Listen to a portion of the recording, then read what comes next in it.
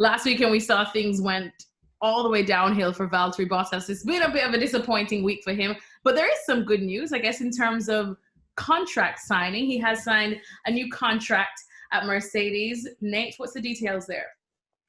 Yeah, so this has kind of become a theme of Bottas since he joined Mercedes, is these one-year deals that extend his stay there. He's been the case since 2017. And really, we knew as soon as George Russell confirmed he was staying with Williams, this was pretty much obvious that this was going to happen. You know, from a fan perspective, I think a lot of people would have liked to see Russell go there.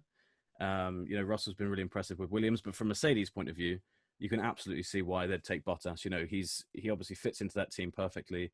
Doesn't rock the boat with Lewis. Lewis really enjoys working with him, which I think sometimes when Lewis says these things about his teammates, you know, like, oh, I really, you know, he's really pushing me and stuff. I actually think it's quite genuine with Lewis. Like, he really gets on with him.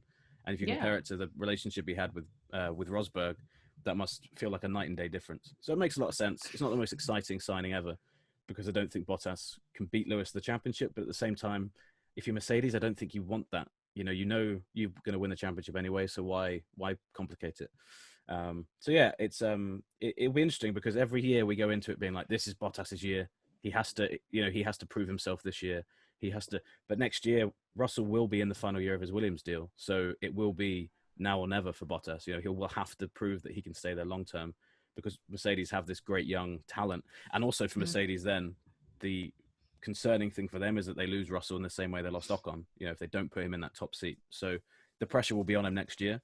But it's hard to know what else he can do, really, to prove it. Unless he can win the championship, I think that's really the only thing he can do there. Or if Lewis leaves for some reason next year, you know, we're expecting him to sign a new deal as well. So, yeah, hard to get super excited about it. You know, Bottas is in that kind of Barrichello role that he played to Schumacher. And everyone liked Barrichello. Everyone likes Bottas. But no one ever thought Barrichello was a threat to Schumacher. And it's the same, in my opinion, in this case.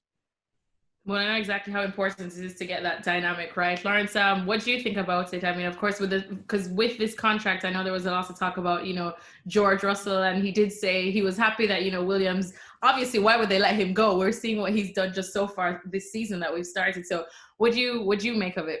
Mercedes probably would have toyed with the idea of bringing George across, even for next year. But Williams were quite clear that they wanted that third year of that contract to remain in place. And I think part of that is because they're still looking for a buyer for the team. And one of the important things going forward, at least in the short term, is that you have a driver of George's standard in the car. And, you know, and that's quite an attraction for any kind of potential buyers. So I think that was a key factor in why Williams really put their foot down on that one.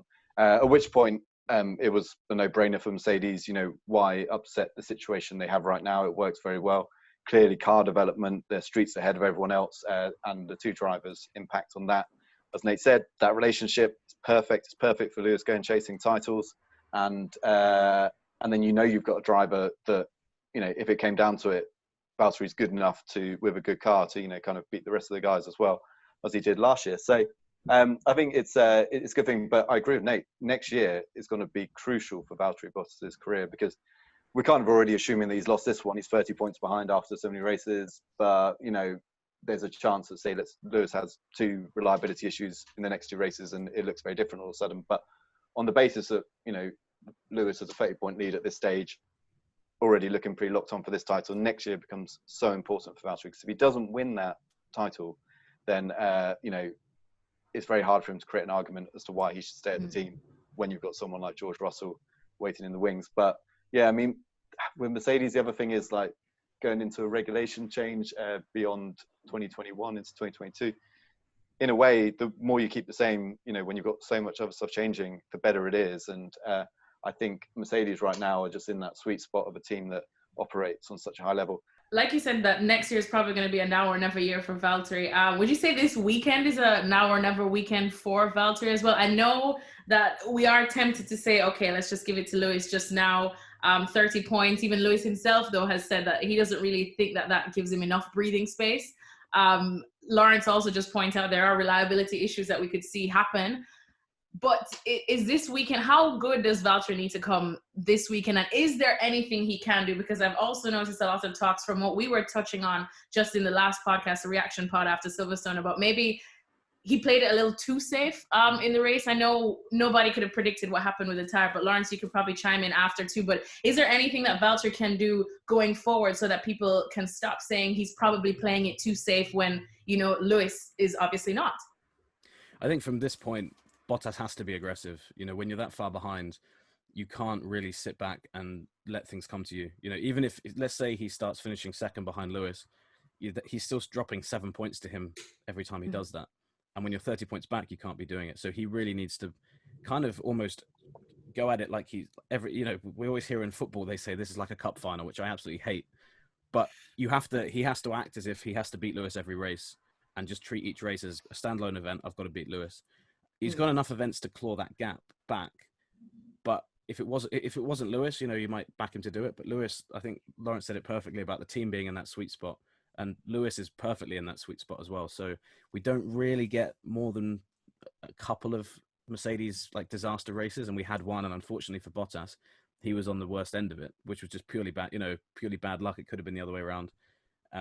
So yeah, I think he's just got to be aggressive. And this weekend, with the calendar how it is, we don't have as many races. So he needs, you know, we don't know how many races we're going to have beyond the calendar as it stands at the moment. So he hasn't really got that much time. I think, you know, it seems like a long time, but before we know it, we'll be midway through the season. So if he's still over a race win behind Lewis, I can't see it happening. Thanks for watching ESPN on YouTube. And for more sports highlights and analysis, be sure to download the ESPN app. And for premium content plus live streaming, make sure to subscribe to ESPN Player.